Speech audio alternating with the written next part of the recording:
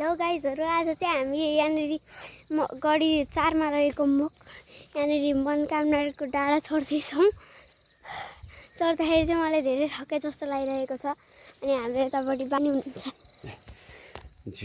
Hello guys, अब चाहिँ अहिले चाहिँ हाम्रो यहाँनिर उकालो चढ्ने कार्यक्रम सुन्दैछ। बाबालाई चाहिँ यो 25 मिनटमै भयो हुन्छ यो उकालो। बाबा लास्टै फास्ट हिँडिदिन्छ, तर मलाई चाहिँ लगभग लाग्छ 40 मिनट जति। र यो उकालो पनि लास्टै खतरा उकालो छ गाइस। त्यहाँ माथिबाट एउटा मोटर बाइक आउँदैछ, भेरी स्पिड।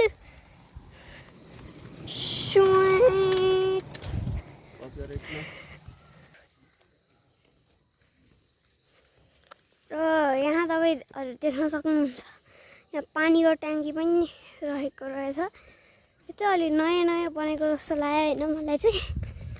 बाबा चाहिँ लास्टै अगाडि पुगिसक्नु भएको थियो। अनि यहाँ पानी ट्याङ्की रहेको छ।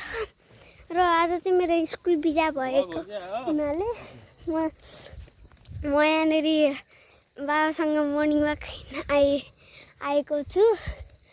अब ओह्रालो फर्किँदाखेरि त मलाई लास्टै सजिलो, तर उकालो जाँदाखेरि त पुरा मान्छे गुल्टिला जस्तो के पछाडि, मलाई त्यस्तो लाग्छ। पानी ट्याङ्की पनि आयो। यहाँ चाहिँ बाटोबाट एउटा यस मोड आउँछ। यस चाहिँ मेरो नामको फर्स्ट लेटर हो, SWARUP होइन। यहाँबाट तपाईँहरू देख्न सक्नुहुन्छ। यो बाटोबाट यहाँ आएपछि आधी भयो, अनि यहाँबाट फेरि यतापट्टि गएपछि पुरा भयो।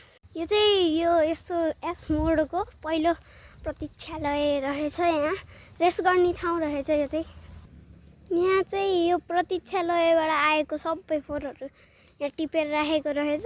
यसलाई चाहिँ उठाउनै बाँकी रहेछ, उठाइदिनु होला है।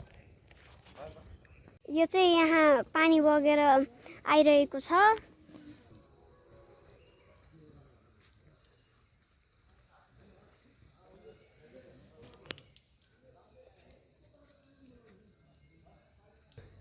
यहाँ चाहिँ करिब यो बाटोको आधीमा चाहिँ यसो धारो रहेछ। अनि यो चाहिँ मान्छेहरूलाई, हिँड्ने मान्छेहरूलाई चाहिँ एउटा उत्कृष्ट ठाउँ हो, जहाँ चाहिँ उनीहरू रेस्ट लिएर अलि पानी खान सक्नुहुन्छ।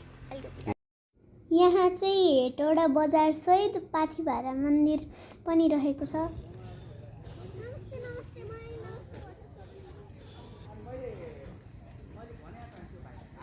यहाँ चाहिँ ठेकीको मूर्ति रहेको छ। यो चाहिँ मकवानपुर जिल्ला प्रख्यात ठेकीको ठाउँ हो, त्यही भएर यहाँनिर ठेकी राखिएको छ गाइस। यहाँ चाहिँ तरकारी फलफुलहरू व्यापार गर्न राखिएको छ। चाहिँ मन्दिरको प्रवेशद्वार हो। हामी यहाँ मन्दिरभित्र गएपछि तपाईँहरूलाई अझै यो मन्दिरको बारेमा भन्छौँ।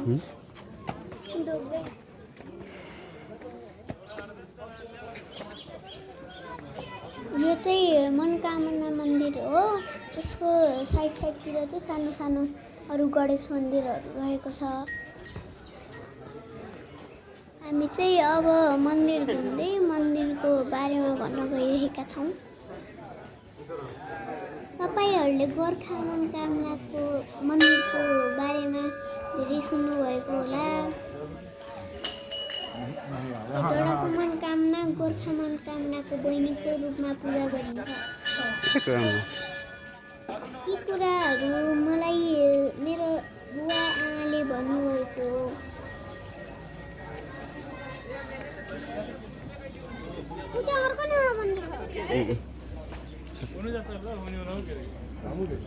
तपाईँहरू पनि बिदाको बेला यो मन्दिरमा घुम्न आउनुहोला, धेरै राम्रो मजा आउनेछ। र हामी मन्दिरको दर्शन गरेर घरतर्फ फर्किँदैछौँ। गाइस, हामीले चाहिँ यहाँनिर मनोकामना घुमेर आएपछि एउटा चित्रकला एक्सप्लेन गरेर देखाइदिन्छु।